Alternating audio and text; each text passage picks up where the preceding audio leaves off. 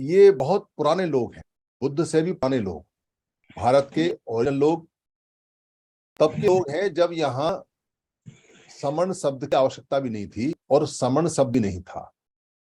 हमारी जो सभ्यताएं चलती थी प्राकृतिक रूप से, प्राकृतिक सभ्यताएं चलती थी, प्राकृतिक सभ्यताएं। और जो जो लोग जिस जिस अपने गुट से, अपने कबीले से, अपने उस जगह के क्षेत्र से जाने जाते थे, वो सभ्यताएं उनकी चलती थी। जैसे नाग लोग जो थे, नाग लोगों की या नागिनों की, नागी माने महिला और नाग माने नर, तो वो जो नाग लोग थे जिनका टोटम हत्ती यानी हाथी था, उनकी सभ्यता बहुत पुरानी रही है और वो अकेले हुआ करते थे। पर जब यहाँ से बाहर के लोग यहाँ आए अपना खाना पानी ढूंढने, गर्म मौसम जलवायु झरना ढूंढने, तब यहाँ के लोगों ने उनको वम कहा। वम मतलब विपरीत, वम मतलब उल्टा, वम मतलब जो यहाँ के लोगों से अलग तरह का व्यवहार, अलग तरह का कल्चर, अलग तरह का सोचना, खाना पीना, पहनना, बोलना चालना, रंग रूप रखता था।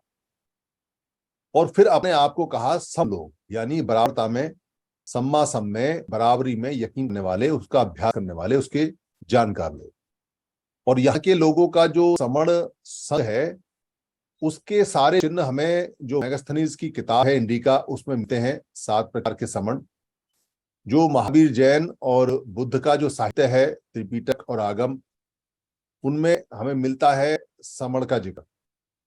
और जितने भी बुद्ध से पहले की चर्या है उसमें समण संघ के चिन्ह मिलते हैं, जिसमें उस नियम है, और उन्हीं को देख के बुद्ध ने बाद में और मॉडिफाई करके भिक्खु संघ में नियम बनाए। समण के 2 मतलब बाद में प्रचलित हुए। समण माने शांत, यानी जो भिक्खु और भिक्षुणी होते थे वो शांत रहते थे, वो समण थे। और समण का मतलब समण, समता में, सम्मा समय रहने वाले, प्रैक्टिस करने वाले लोग, यानी जो शांत लोग हैं वो भी समण है, और जो समानता में यकीन करने वाले, प्रैक्टिस करने वाले हैं, वो भी सम है। तो ये उन्हीं लोगों का संघ है और उनकी तादाद भारत में बहुत ज्यादा है। ये जो वम नहीं है, जो वमन नहीं है, वो समण है।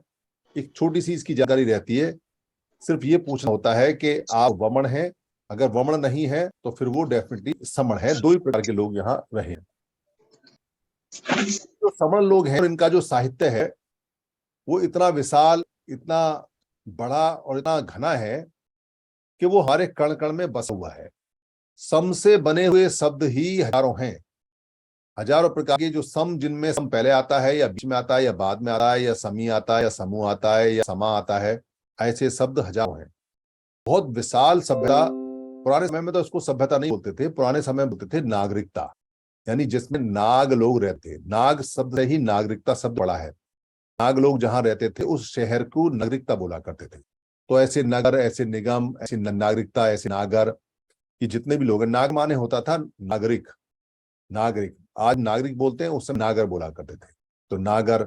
और ऐसे हजार शहर बिखरे पड़े हैं, इसमें नागालैंड है, अनंतनाग है, नागपुर है, नागलोई है, नंगला है, नागा है, नागौर है। ऐसे हजारों शब्द बिखरे पड़े हैं। और बाद में जिन लोगों को हमारे शब्द बदले, जिन लोगों ने, और जिन लोगों को हमसे परेशानी थी, और जो लोग हमको अपने लिए जहरीला मानते थे, जो काला नाग मानते थे, काला सांप मानते थे, उन्होंने सांप का नाम नाग कर दिया और हमको वो जहरीला कहने लगे, विषधर कहने लगे, और हम उनके लिए नाग से सप बन गए। सप माने जो सरकता है, यानी सांप बन गए, सपिनी बन गए। तो हम नाग यानी हाथी से, जो हमारा टोटम था, वो सांप में बदल गया। और बाद के समय हमारी जो प्रैक्टिस है वो सांप से ही होने लगी, यानी जिसके गले में सांप है, जिसकी बाहों में सांप है, जिसके सर के ऊपर सांप है, वो सारे सारे सांप वाले लोग नागवंशी लोग हो गए। भगवान बुद्ध के भी सर के ऊपर स्टैचू में कहीं 5 का नाग, कहीं 7 का नाग।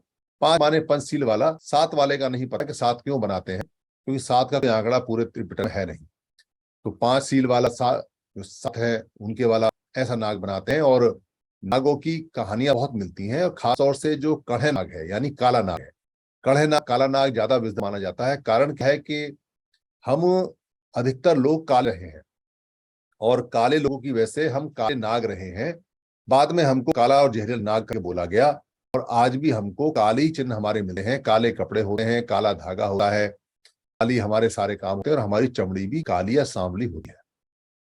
तो ये सारा का सारा जो समणों का इतिहास है बहुत विशाल है, सभ्यता बहुत विशाल है, और सभ्यता को पाली में नागरिकता कहते हैं, यानी कि हम यहाँ के नागरिक हैं और हम नाग लोग हैं, इसलिए यहाँ के नागरिक और नागरिकता हमारे जनजात हमारा सिद्ध अधिकार करती है। पर इतनी बड़ी सभ्यता, इतने बड़े नाग राजा, 12 तो अनंत नाग और वासुकी नाग जैसे 12 तो नाग राजा हुए हैं जो मिलते हैं साहित्यों में, और नाग वंशावली बहुत बड़ी है। तो आखिर इतने बड़े राजा महाराजा, इतनी बड़ी सभ्यता, इतने बड़े नाग लोग, इतने बड़े समण लोग ये यहाँ की स्थिति में कैसे आए और कैसे पहुंचे, और आज की स्थिति इनकी क्यों खराब है, क्यों ठीक नहीं होती है, इसके बारे में बाबा साहब ने बड़े विस्तार से बताया है। जो पढ़ सकते हैं पढ़ें। और उस विस्तार में ये बताया है कि हमारा जो डिफरेंस है, हमारा जो डिफरेंस ऑफ ओपिनियन है, या जो विरुद्ध हमारे लोग काम करते हैं, जो हमारे विरुद्ध आइडियोलॉजी विचारधारा है, उसको वमन यानी ब्राह्मण बोलते हैं, और हम श्रमण यानी समण लोग हैं। बाबा साहब ने बताया है और सभी लोग बताते हैं कि यहाँ 2 प्रकार की आइडियोलॉजी चलती है, पर सभ्यता एक ही है, क्योंकि बाहर से आए लोगों की कोई सभ्यता, कोई नागरिकता नहीं होती है, ना उनकी कोई नागरिकता है ना सभ्यता है, वो हमारी ही है, और सभ्यता और नागरिकता के हम मालिक रहे हैं। वो अलग बात है कि आज के समय उन्होंने हमारे फेस्टिवल, हमारे कल्चर, हमारे खेत, हमारे खलियान, पहनना ओढ़ना बिछाना वो मिक्स कर दिए, उन्हें छाप लगा दी, वो अलग बात है। देर सवेर कहीं ना कहीं जागरूकता के आधार पे वापस आ जाएगी, उसमें कोई दिक्कत है नहीं। तो बाबा साहब अम्बेडकर ने जब सारी जानकारी ली और बुद्ध की सारी जानकारी उन्होंने सीखी और महापुरुषों की सारी जानकारी सीखी, तो उन्होंने ये पाया कि सारे महापुरुष और बुद्ध से पहले के लोग, स्वयं बाबा साहब भी जिस सभ्यता की, जिस नागरिकता की वाहक हैं, उसको समण बोलते हैं, यानी कि हम समण हैं। श्रमण करके इस्तेमाल किया उन्होंने, वो उन्होंने संस्कृत वर्ड लिया है, पर समण करके पाली के अंदर हम समण संस्कृति के मालिक रहे हैं, समण सभ्यता के, समण नागरिकता के मालिक रहे हैं, और सारे के सारे हम समण हैं। तो ये जानकारी आने के बाद भी हम लोगों का उद्धार नहीं हुआ, और जो बाबा साहब अम्बेडकर हमको अधिकार लेके आए थे, वो अधिकार हमारी आंखों के सामने से ही जाने लगे। हम देख रहे हैं कि जा रहे हैं, और रोज जा रहे हैं, कोई ना कोई अधिकार रोज जा रहा है, रोज जाता है, रोज, और बड़े तरीके से जाता है। हमारे ही लोगों को चर्चा में उलझा दिया जाता है और अधिकार हाथ से निकल जाता है। हम इसको बचा क्यों नहीं पा रहे हैं? बचाने